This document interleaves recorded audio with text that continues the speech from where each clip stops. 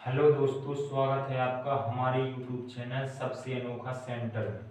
हम लोग प्रश्नावली 7.4 को हल कर रहे थे और इस वीडियो में हम इस प्रश्नावली का छठवां और आखिरी सवाल हल करेंगे। ठीक है, तो देखिएगा सवाल हमारा क्या है। पहले सवाल को पढ़ लेते हैं। सवाल है हमारा, दर्शाइए कि एक रेखा पर एक दिए हुए बिंदु से जो उस रेखा पर स्थित नहीं है, जितने रेखाखंड खींचे जा सकते हैं उनमें लंब रेखाखंड सबसे छोटा होता है। ठीक है, हमें क्या बताया गया है इस प्रश्न में? हमें बोला गया है कि एक रेखा है, उस रेखा पे एक बिंदु है जो उस रेखा पर स्थित नहीं है। ठीक है, और उस बिंदु से हम रेखा पे जितने भी रेखाखंड खींचें वे रेखाखंड लंब से, ठीक है, जो उस बिंदु से हम लंब खींचेंगे उनमें वे रेखाखंड सबसे बड़े होंगे। ठीक है, देखिएगा चित्र के माध्यम से आपको अच्छे से समझ में आएगा।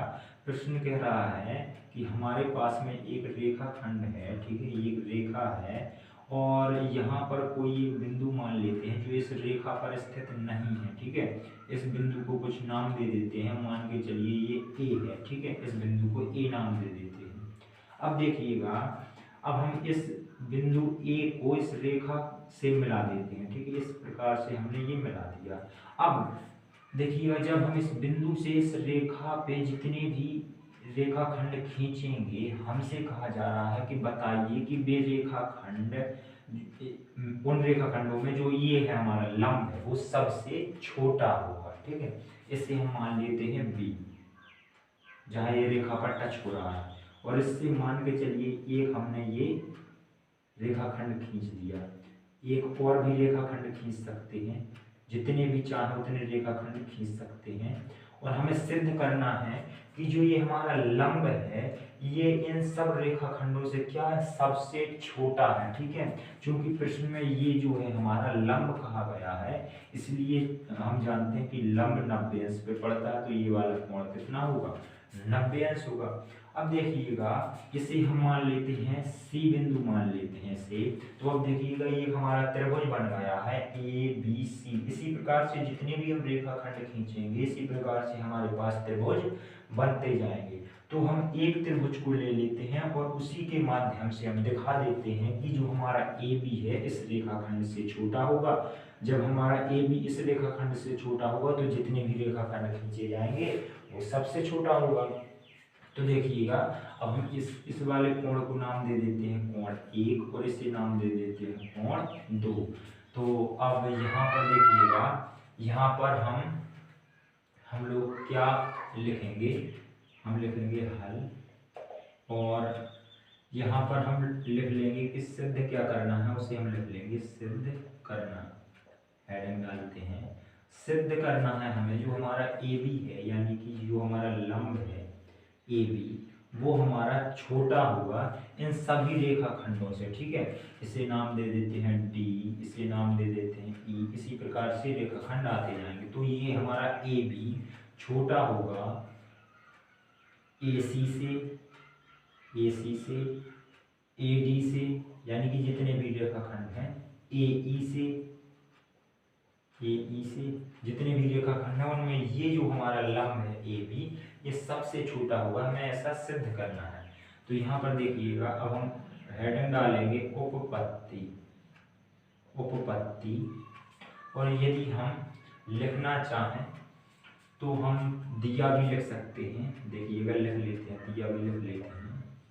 तो हम दिया में क्या लिखेंगे, हमारे पास एक रेखाखंड, एक रेखा है, एक रेखा है, रेखा, एक रेखा मान के चलते हैं बी, और यहाँ पर कुछ मान लेते हैं बी, इस बिंदु को मान लेते हैं एक्स, बी एक्स है।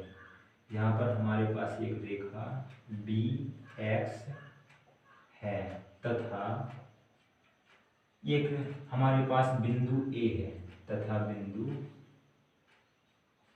ए है। बस इतना ही लिख लेते हैं। यदि लिखना चाहें तो ये दिया लिख सकते हैं, नहीं तो कोई जरूरी नहीं है। अब उपपत्ति में हम क्या लिखेंगे, उपपत्ति में हम एक त्रिभुज ले रहे हैं ए बी सी, तो इसे ही लिख लेते हैं, लिखते हैं त्रिभुज ए बी सी में। अब इस त्रिभुज में हम क्या देख सकते हैं, क्या निकाल सकते हैं? हमें पता है त्रिभुज के तीनों कोणों का योग 180 अंश होता है। तो यदि हम इस त्रिभुज के तीनों कोणों को जोड़ दें तो हमारा योग 180 अंश हो जाएगा। तो हम कोण ए, सी और बी को जोड़ देते हैं। हम लिखते हैं कोण ए प्लस कोण बी प्लस कोण सी और बराबर में कर देंगे 180। तीनों का योग 180 अंश होता है त्रिभुज के तीनों कोणों का। अब देखिएगा हमने कोण ए को क्या माना हुआ है 1, कोण बी को, कोण बी तो हमारा 90 है, कोण सी को माना है हमने 2। तो यहाँ पर कोण ए की जगह रख देंगे कोण 1 और बी हमारा 90 है तो कोण बी की जगह 90 प्लस कोण सी को हमने माना है 2 तो 2 कोण 2 लिख देंगे और बराबर में 180 अंश। 90 को ले जाएंगे 180 की तरफ तो कोण 1 प्लस कोण 2 बराबर निकल आएगा हमारा 180 माइनस के 90। कोण 1 प्लस कोण 2 बराबर 180 में से 90 घटा देंगे बचेंगे 90। अब यहाँ से देखिएगा, यहाँ से थोड़ी सा आपको ध्यान देना है। कोण 1 और प्लस कोण 2 यानी कि ये वाला कोण और ये वाला कोण दोनों मिलकर जुड़कर कितना बना रहे हैं? दोनों मिलकर जुड़कर बना रहे हैं 90 अंश। ठीक है, ये दोनों कितना कोण बना रहे हैं मिलकर 90 अंश। और जो हमारा बी है ये अकेले कितना है 90 अंश। तो हमारा जो कोण बी है वो सी और ए दोनों से बड़ा होगा, क्योंकि ये अकेले 90 है और ये दोनों मिलकर के 90 बना रहे हैं। ठीक है, तो हम यहाँ पर लिख सकते हैं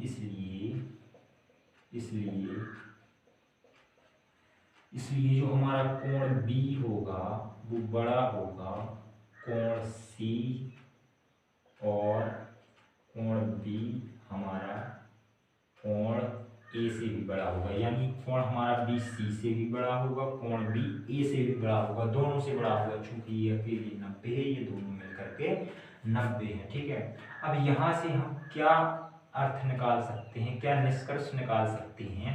हम जानते हैं कि बड़े कोण की सम्मुख भुजा बड़ी होती है, क्योंकि ये कोण सबसे बड़ा है तो इसके सामने की भुजा AC भी सबसे बड़ी होगी। तो यहाँ पर हम लिख सकते हैं, यहाँ पर एक बात और ध्यान देना, जो हमारी ये AC सबसे बड़ी होगी और यहाँ पर हमें लंब के बारे में बताना है। तो लंब हमारा क्या है?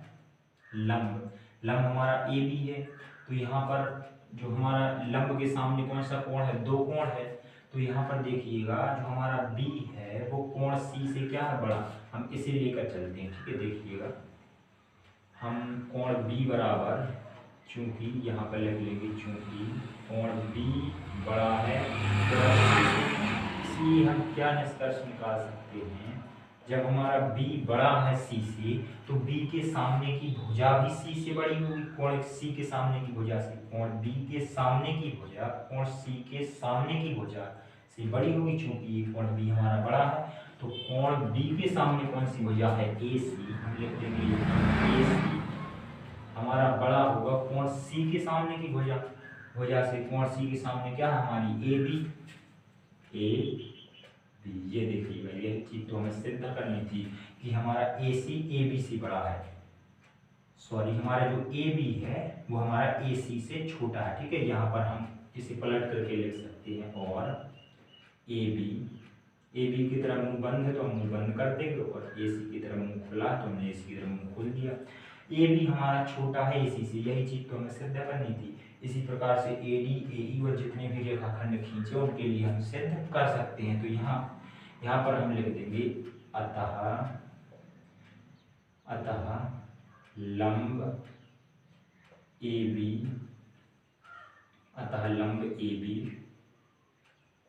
बिंदु A से खींचे जाने वाले